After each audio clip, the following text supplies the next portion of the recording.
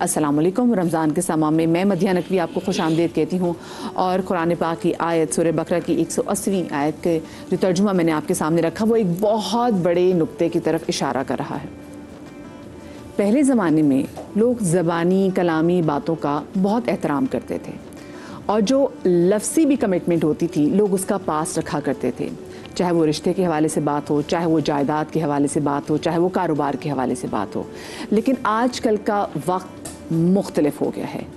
ہمیں چاہے وہ ہماری کوئی بزنس کی کمٹمنٹ ہو، ہماری کوئی وصیت ہو اور ایسی بہت ساری چیزیں ہیں، اس کی لکھت پڑھت بہت زیادہ ضروری ہے. اب ہمارے اللہ پاک کی پیاری کتاب وہ کسی ایک مخصوص زمانے کی تو ہے نہیں، تو اس میں کہا گیا ہے کہ اپنی وصیت جو ہے اس کو تیار کرو. یہ بہت زیادہ ضروری ہے. لکھت پڑھت ہم لوگ کرتے نہیں بہت سارے معاملات کے والے سے. دوستوں میں کبھی کبھی ہوتا ہے آپ بزنس شروع کر رہے ہوتے ہیں تو آپ زبانی کلام ہی شروع کر دیتے ہیں کہ اچھا تمہارا اتنا شیئر ہے، میرا اتنا شیئر ہے، اچھا چلو ٹھیک ہے تم میری یہ پراپرٹی جو ہے تم میرے کرائے پہ لے رہے ہو، ٹھیک ہے تو مجھے اتنا کرایہ دے دینا. اور ایسی بہت ساری چیزیں.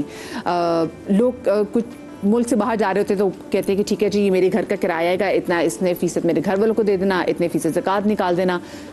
بہت ساری ایسی چیزیں ہوتی ہیں جس کو لکھنا ضروری ہوتا ہے. آج اسی والے سے بات کریں گے. ہمارے ساتھ مفتی نوید عباسی صاحب موجود ہیں، علامہ جواد حسین عابدی صاحب ہمارے ساتھ موجود ہیں، ڈاکٹر مہمونہ مرتضیٰ ملک صاحب موجود ہیں اور ہمارے بہت ہی پیارے نعت خوان بھائی فیصل حسن نقشبندی بھائی موجود ہیں. آپ تمام لوگوں کو میں ٹرانسمیشن میں خوش آمدید کہتی ہوں. اور مفتی صاحب سب سے پہلے سوال آپ سے یہی ہے کہ کتنا ضروری ہے اپنی وصیت کو لکھنا؟ نحمد صلی علی رسولہ الکریم، اما بعد، بسم اللہ الرحمن الرحیم. دیکھیے وصیت اسلام میں اس کی بڑی اہمیت ہے.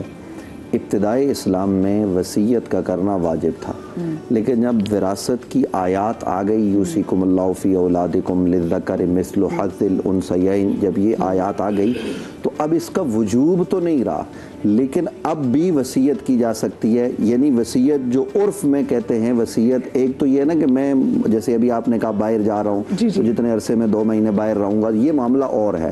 ایک ہے مرنے کے بعد کی وصیت کہ میں اب دنیا سے جا رہا ہوں، تو دنیا سے جانے کے بعد کی جو وصیت ہے اس وصیت پر بھی عمل ہوگا، لیکن کل مال پر نہیں ہوگا، 1/3 مال پر ہوگا. میں ناظرین کے سمجھانے کے لیے عرض کر دیتا ہوں. یعنی ایک آدمی دنیا سے جا رہا ہے اور وہ وصیت کرتا ہے کہ میرے مال میں سے اتنا اس کا اتنا اس کا، یعنی وہ جو حقدار نہیں ہے ان کو حقدار بنا رہا ہے. مثال کے طور پر پوتا ہے، بیٹا فوت ہو جائے تو پوتا وارث نہیں ہوتا، پوتے کو وراثت نہیں ملتی. تو اگر دادا جو ہے نا وہ وصیت کے ذریعے اس کو مالک بنانا چاہتا ہے یا اپنی زندگی میں بنانا چاہے یا بعد میں، تو وہ 1/3 مال میں سے ہوگی. مثال کے طور پر اس کے پاس کل 9 کروڑ روپے ہیں، 9 کروڑ روپے پڑے ہوئے، یعنی کل جائیداد جو بھی ہے 9، تو 9 میں سے وہ 3 کروڑ کی وصیت کرے گا، 6 کروڑ کی وہ نہیں کر سکتا. اس لیے کہ 6 کروڑ تو براہ راست قرآن نے اصول دے دیا کہ بیٹے کا اتنا ایسا ہے، بیٹی کا اتنا ایسا ہے، بیوی کا اتنا ہے، ماں زندہ ہے تو ماں کا اتنا ہے، باپ کا اتنا ہے. تو یہ ایسے قرآن نے متعین کر دیے. تو اس میں ایسا نہیں ہو سکتا مفتی صاحب کہ جیسے اگر کوئی شخص ہے ان کے کچھ بچے ان کو کسی بچے سے ناراض ہوتے ہیں اور ان کی خدمت نہ کی، اور کچھ بچے ایسے ہوتے ہیں جو کہ ماں باپ کی زندگی میں خدمت کرتے ہیں، ان کے ساتھ رہ جاتے ہیں، پھر ماں باپ کا ہوتا ہے کہ ان کو تھوڑا سا حصہ دیں، تو کیا زیادہ حصہ دیں، تو کیا اس میں کچھ نہیں ہو سکتا، ترمیم نہیں ہو سکتی؟ ایسا مرنے کے بعد بالکل ترمیم نہیں ہو سکتی، اس لیے کہ اس پر نص موجود ہے صریح. ہاں مرنے سے پہلے تو دیکھیں میرا مال ہے، یہ میرا موبائل ہے، میں دنیا سے چلا جاؤں تو یہ تو میرے بیٹوں کا ہے. ابھی میں اٹھا کے علامہ صاحب کو گفٹ کر دوں، کر نہیں رہا، اگر میں علامہ صاحب کو گفٹ کر دوں تو میں کر سکتا ہوں، اس پر کسی کو اعتراض نہیں ہے. اسی طریقے سے میں اپنی چیز کسی ایک بیٹے کو زیادہ دے سکتا ہوں جو بیٹا زیادہ سنبھال رہا ہے، یا باپ یہ دیکھتا ہے کہ زندگی میں ایک بیٹا کامیاب ہو گیا، وہ اتنا بڑا کاروبار ہے اس کا یا وہ اس عہدے پر چلا گیا، ایک بیچارہ مزدوری کرتا ہے تو باپ اپنی زندگی میں مزدور بیٹے کو زیادہ دے دیتا ہے اور دوسرے کو تھوڑا کم دیتا ہے. یہ زندگی میں وہ کام کر سکتا ہے کیونکہ ابھی وہ مال کا مالک ہے. مرنے کے بعد کی وصیت اس کا 1/3 مال میں اختیار ہے. وہ کہتا ہے کہ یہ میرے مال میں سے، حتیٰ کہ مسجد ہے نا، وہ یہ کہے کہ میرے مرنے کے بعد یہ سارا مال مسجد کا ہے تو نہیں کر سکتا وصیت، بلکہ وہ وصیت پر عمل کس پہ ہوگا؟ 1/3 پر.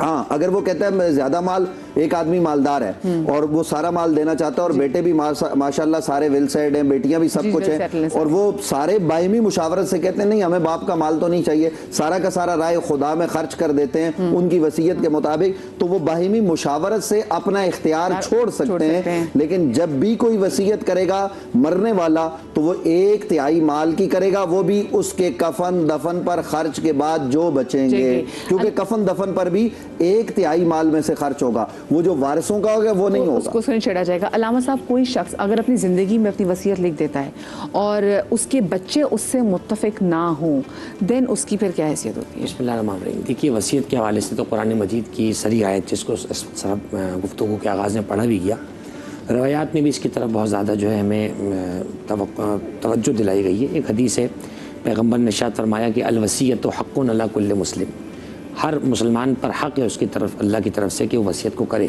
ایک روایت میں آیا کہ ما ینبغی لامرئ, کسی شخص کے لیے جائز نہیں ہے ان یبیت لیلۃ, کہ وہ رات گزارے الا ووصیتہ تحت راسی, کہ اس کا وصیت نامہ اس کے تکیے کے نیچے ہو, اس کے سر کے نیچے ہو. یعنی شدت کی طرف اشارہ ہے کہ وصیت لکھنا ضروری ہے. البتہ علماء نے لکھا ہے, جیسے صاحب نے بیان کیا, وصیت فی نفسی ہی مستحب ہے, لیکن جب آثار موت ظاہر ہونے لگے اور اب آپ سمجھیں کہ میں موت کے قریب ہو رہا ہوں, میرے اس طرح کے معاملات ہیں, اور بعد میں اولاد میں کسی قسم کا, کیونکہ دیکھیں قرآن مجید میں مال کو لے کر بہت زیادہ تفصیل سے آیات موجود ہیں, کیونکہ مال ایسی چیز ہے جس میں پھر نسلوں جو ہے نا دشمنیاں جلتی ہیں. تمہارے دادا نے ہمارے ساتھ یہ کیا, تمہاری دادی نے ہمارے ساتھ. چنانچہ وصیت کے حوالے سے یہ بات ہے کہ وصیت لکھی جائے. اچھا, اب اس میں دیکھیں ہوتا کیا ہے, وصیت میں لوگوں کو یہ بات جاننی چاہیے کہ وصیت کے احکام شرعی کو پڑھیں, علماء سے معلوم کریں. ایسا نہیں ہے کہ آپ پر صرف روز کی 5 نماز بس وہ فرض ہے, باقی آپ کو کوئی, وہ تو فرض ہے آپ پر جب تک آپ زندہ ہیں. وصیت کے احکام آپ کو معلوم ہو, کس کس چیز کی کتنے % کر سکتا ہوں زندگی میں, کس کس چیز کو کتنا میں کر سکتا ہوں, کس کو کتنا دے سکتا ہوں, کس کو کتنا محروم کر سکتا ہوں. اب آپ نے پوچھا کہ لکھت کے حوالے سے اگر لوگ مکر جائیں بعد میں اولاد, ہوتا کیا ہے بعض اوقات تو لکھ ایسی چیز دی کہ وہ ہے ہی خلاف شرع, تو خلاف شرع چیز کی تو ویسی کوئی واقعیت نہیں ہے. وہ زیادہ تر یہ کہا جائے گا کہ ایک ایسی چیز لکھ دی تھی جس پہ عمل نہیں ہونا ہے. البتہ ایسی وصیت جو شریعت کے مطابق ہے اور حق ہے بالکل, اس کی مخالفت اگر بچے کر رہے ہیں تو ان کے مخالفت کرنے سے وہ وصیت کا لدم نہیں ہو جائے گی. وصیت اپنے مقام پہ باقی ہے, بلکہ سب گناہ گار ہوں گے جس وصیت کا انکار کر رہے ہیں. البتہ اس پہ پھر یہ ہوگا کہ دینی طبقات, علماء یا پھر قانونی چارجوئی کے ذریعے اس وصیت پہ عمل کروایا جائے تاکہ وہ وصیت پوری, کیونکہ اس طرح کہ حقوق جب پامال ہوتے ہیں نا, یہ کیوں اللہ نے رکھا ہے کہ بعد والوں کو حق پہنچے, تاکہ ایک سیفلی جو ہے بعد والے تک حق پہنچے اور مال کو لے کر آپس میں دشمنی اور رنجشیں نہ ہو. اور اگر کیا کہتے ہیں اولاد کو آپ نے آنکھ بھی کیا ہو, پھر بھی وہ آپ کی وصیت میں مطلب آپ کے جانے کے بعد وہ آپ کے مال میں حصہ دار ٹھہرے گی. بسم اللہ الرحمن الرحیم. دیکھیے, آنکھ کرنے کا وصیت میں اگر آپ ناراض بھی ہیں, بہو اکثر پسند نہیں ہوتی تو بیٹوں کو آنکھ کر دیا جاتا ہے, یا بیٹی مرضی سے شادی کر لے, تو یہاں پہ یہ معاشرے میں دیکھا گیا ہے. اور لیکن جن کو رب نے گزار نہیں ہوتے, ماں باپ کو چھوڑ کے چلے جاتے ہیں. جی, رب نے جن کو وارث بنایا ہے نا, حدیث شریف ہے کہ لا وصیت لوارث, وارث کے لیے وصیت کی اب ضرورت ہی نہیں ہے, تو وصیت ہوگی ہی نہیں. ان کو رب نے آپ کا وارث بنا دیا ہے. جیسے بھائی نے کہا, ہم 1/3 کی وصیت صرف کر سکتے ہیں. ہم آنکھ کر بھی دیں, اپنے غصے کا اظہار کر بھی دیں, تو بھی وہ ہماری جائیداد کے وارث ہیں اور رہیں گے, کیونکہ رب نے انہیں وارث بنا دیا ہے. ٹھیک ہے, ہم یہ ضرور کر سکتے ہیں اگر فرض کیجئے کہ اولاد واقعی نافرمان ہے, دین سے نکل رہی ہے, چلی گئی ہے چھوڑ کر, یا کچھ بھی ایسا مسئلہ ہے کہ وہ معروف طریقے سے نہیں ہے, تو جیسے اللہ تعالیٰ کا حکم ہے نا کہ ہم اپنی زندگی میں اپنے ہاتھوں سے دے دیں, پھر ہم یہ کر سکتے ہیں کوئی ٹرسٹ بنا دیں, مسجد بنا دیں, ہم اپنی زندگی میں بانٹ دیں. لیکن ہم یہ وصیت کر کے نہیں جا سکتے کہ میرے مرنے کے بعد ایسا ہوگا. ایک صحابی کا کوئی وارث نہیں تھا, اس نے آپ صلی اللہ علیہ وآلہ وسلم کو اپنا وارث بنایا اور کہا یا رسول اللہ, یہ میرا سارا مال آپ نے تقسیم کرنا ہے. اور آپ صلی اللہ علیہ وآلہ وسلم کو 3 روز لگ گئے حضرت بلال کی مدد سے ان کا مال تقسیم کرتے کرتے. اور 3 دن کے بعد آپ نے ایک جملہ فرمایا, کاش یہ اپنی زندگی میں یہ ان میں سے 1/4 بھی اگر دے دیتا تو اس کو اجر زیادہ ملتا. اپنے ہاتھوں سے اپنی زندگی میں, اگر آپ کو یہ معلوم ہے کہ کل کو آپ کے مرنے کے بعد آپ کی یہ اولاد آپ کی وراثت کو, آپ کے مال کو ناجائز میں اڑائے گی, تو بہتر ہے آپ اپنی زندگی میں اپنے ہاتھوں سے ہی دے دیں, بجائے یہ کہ آپ ان کو آنکھ کرتے پھریں اور ان کو وصیت یہ کریں جو اللہ کے حکم کے خلاف جائے. اچھا مفتی صاحب, وصیت کے لیے کیا کسی لیگل ڈاکیومنٹ کو بنانا زیادہ ضروری ہے, یا آپ نارمل کسی پیپر پہ بھی لکھ سکتے ہیں؟ جی, لیگل ڈاکومنٹس بھی بنائے جا سکتے ہیں, ویسے بھی لکھی جا سکتی ہے, لیکن اس میں شریعت نے ایک چیز کا اعتبار کیا, جب بھی وصیت لکھیں تو گواہوں کا تعین کر لیں, کیونکہ بعد میں انکار جو ہوتا ہے وہ اسی بنیاد پر ہوتا ہے کہ آپ گواہ نہیں رکھتے.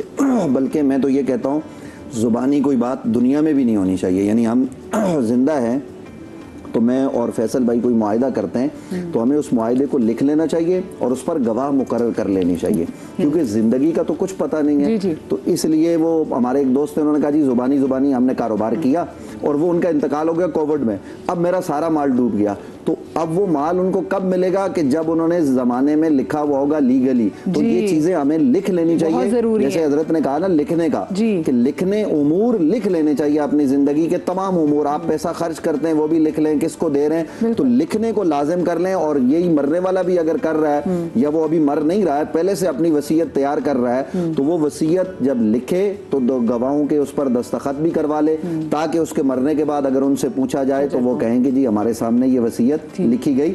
تو لکھنا بہت ضروری ہے، لیکن وہی بات ہے کہ 1/3 کی وصیت کرے گا مرنے کے بعد۔ صحیح، ٹھیک ہے۔ اچھا علامہ صاحب یہ بتائیے، بہت ساری جگہوں پہ ہوتا ہے کہ آپ نے اگر، کیونکہ ہم لکھت پڑھت کے حوالے سے بات بھی کریں، بہت سارے لوگ اگر کسی کے پاس اپنی کوئی چیز امانت کے طور پہ رکھواتے ہیں، اس میں بھی وہی ہوتا ہے کہ زبانی کلامی ایک بات ہوگی ہے، اس میں بھی کوئی لکھت پڑھت نہیں ہوتی، اس میں پھر اگر وہ بندہ مر جائے جس کے پاس آپ نے امانت رکھوائی ہو، تو پھر بتائیں کیا شرعی حکم ہے؟ دیکھیے یہاں پہ بھی لکھت پڑھت کے عنوان میں یہ والی بات، یہ نہیں لکھت پڑھت کا دائرہ وسیع کریں گے تو ہمیں آسانی ہو جائے گی۔ اس میں بھی آپ ایسا کریں، کوئی امانت اگر آپ دے رہے ہیں، مثلا ایک ہوتا ہے امانت آپ پیسے کسی کو رکھوا رہے ہیں، ہوتا ہے کوئی عین کوئی جنس آپ نے رکھوائی ہے، تو آپ اس کو مینشن کر دیں پیپر پہ، اور اس پہ بھی 2 گواہ ویسے ہی فی نفسی شریعت نے اچھا مانا ہے، بعض مقامات پہ تو واجب ہے۔ یہاں اس کو لیگلی ڈاکومنٹ، اور لیگل ڈاکومنٹ کا فائدہ یہ ہوگا کہ قانون آپ کو سپورٹ کرے گا۔ سادے پرچے پہ لکھیں گے تو ٹھیک ہے، اللہ کی نگاہ میں اس کی اہمیت ہے، لیکن قانونی طور پہ آپ وہ مضبوط کیس نہیں بنا پائیں گے۔ امانت کو آپ رکھیں، امانت دیکھیں اتنی بڑی چیز ہے کہ پیغمبر نے فرمایا کہ الامانت افضل الایمان والخیانت اقبح الاخلاق۔ امانت ادا کرنا افضل ایمان ہے اور خیانت کرنا بدترین جو ہے اخلاق ہے۔ الامانت تجلب الرزق، امانت رزق کو کھینچ کے لاتی ہے، والخیانت تجلب الفقر، خیانت جو ہے وہ فقر کو کھینچ کے لاتی ہے۔ ایک مقام پہ امام نے فرمایا کہ عد الامانت ولو الی قاتل حسین ابن علی، امانت واپس لوٹاؤ چاہے امام حسین کے قاتل ہی کی کیوں نہ ہو۔ ایک روایت میں عد الامانت ولو الی قتلۃ اولاد الانبیاء، امانت لوٹاؤ چاہے انبیاء کی اولاد کی قاتل نے کوئی امانت تمہارے پاس رکھوائی ہو۔ امانت اتنی اہم چیز ہے، اور امانت جو ہے الامانت صدق الافعال، آپ کے کام کو سچا کرتی ہے۔ مکے کے کفار و مشرکین نے پہلے پیغمبر اکرم کو صادق اور امین اسی بنیاد پہ مانا کہ آپ کو آپ کے معاملات میں ہمیشہ راست وہ پایا تھا۔ تو میں سمجھتا ہوں امانت ہو یا اس طرح کوئی بھی چیز ہو، لکھت پڑھت محفوظ کریں تاکہ ڈاکومنٹیشن کی صورت میں آپ کا کیس مضبوط رہے اور حق ضائع نہ ہو۔ اچھا مجھے بتائیں، جی علامہ صاحب جو فرما رہے ہیں، کیا ایک بات کر رہے ہیں سب بیٹھے ہوئے ہیں، کیا اس موجودہ زمانے میں میں ایک سوال کر رہا ہوں، ویڈیو بھی بنائی جا سکتی ہے وصیت کی؟ مطلب لکھنے پڑھنے کی بات ہے تو ویڈیو بھی بنائی جا سکتی ہے، اگر اس کی گنجائش نکلتی ہو تو بنا لینی چاہیے۔ ہاں بالکل، کیونکہ دیکھیں کچھ چیزوں میں بنائی جاتی ہے بھائی، کیونکہ دیکھیں اگر آپ کوئی لیگل ڈاکومنٹ بھی سائن کرتے تو اس میں 2 ریفرنس لکھے ہوتے ہیں، تو وہ گواہان کا ہونا اس میں ضروری ہے۔ تو بھی آپ نے بڑی بہت پیارے پوائنٹ کی، لیکن بھائی نے بڑی اچھی توجہ دلائی ہے۔ ویسٹ میں ابھی آپ پراپرٹی بھی خریدتے ہیں تو سب کچھ لکھت پڑھت کے بعد وہ ویڈیو بناتے ہیں، جو بیچ رہا ہے وہ اپنے منہ سے بتا رہا ہے کہ میں اس کو بیچ رہا ہوں، جو خرید رہا ہے وہ کہہ رہا ہے میں اتنے۔ مجھے ویڈیو سے ایک اور چیز بھی یاد ہے جسے ہم اکثر شادی وغیرہ پہ دیکھتے ہیں، ہم کہہ رہے تھے کہ اگر کوئی کسی کو گولڈ کا گفٹ دے رہا ہے تو اس کی تصویریں کیوں بن رہی ہیں؟ اس وقت سمجھ میں ویسے نہیں آ رہی ہوتی، اور شاید جو دینے والے ہوتے ہیں ان کے بھی دماغ میں چیز نہیں ہوتی، لیکن جب خدا نہ خاصے جب کوئی رشتہ خراب ہو جاتا ہے تو جو آپ نے گفٹس دیے ہوتے ہیں اور کچھ چیز ایسی جو آپ کو واپس کرنی ہو، تو اس معاملات میں پھر کیا کیا جائے، کیسے پتہ چلے گا، تب کیا کرنا چاہیے؟ دیکھیے گفٹ کا واپس کرنے کا تعلق ہے، حدیث شریف کے الفاظ ہیں اس کے معاملے میں بڑے سخت الفاظ ہیں کہ کسی کو ہدیہ دے کر واپس لینا ایسا ہے جیسے کتا کہہ کر کے چاٹ لے۔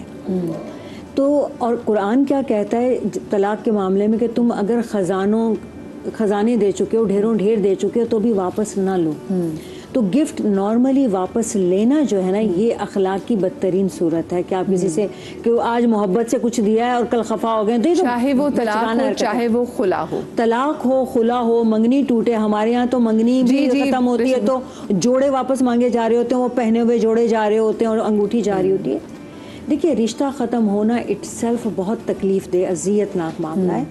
اتنی سی اذیت کو، اتنی سی بد اخلاقی کو ہی بیچ میں ایک دوسرے کے لیے رکھ لیں اور کوشش کریں اس کو بھی درگزر کریں، لیکن یہ جو لین دین ہے نا، اس میں آپ کے خاندانی وجاہت کا پتہ چلتا ہے۔ شرافت کا پتہ چلتا ہے. اور اسی کو اللہ تعالیٰ نے الفاظ استعمال کیے کہ تم اتنے قریب قربت کر چکے ہو تو پھر یہ کیا چیزیں واپس مانگنا, چیزیں لینے. لیکن یہاں پہ تو آپ نے منگنیوں کی بات کی, اس بار رشتے طے ہو رہے ہوتے, صرف ہاں بھی ہو جاتی تو اس کے بعد ختم ہوتی تو ساری چیزیں منگواتے ہیں کہ چلے جی چیزیں واپس کریں, پہ ثبوت اصولاً یہ غلط ہے. لیکن اگر واپس کرنے کا وقت آ جائے تو پھر وہی ہے کہ جو آپ نے دیا ہے, پھر یہ نہیں ہے کہ ایک سائڈ سے تو آپ واپس مانگ لیں اور اپنی سائڈ کا واپس نہ کریں. ہاں پھر ایمانداری سے دونوں. اور پھر یہاں پر دیکھیں لکھت پڑھت تو گفٹس میں تو نہیں ہوتی. دیکھیں لکھت پڑھت کاروبار میں ہوتی ہے, لکھت پڑھت جائیداد میں ہوتی ہے, وصیت میں ہوتی ہے, سوال تھا اب گفٹ میں تو ہوتی نہیں. اب اس میں یہی ویڈیو کام آئے گی. صحیح.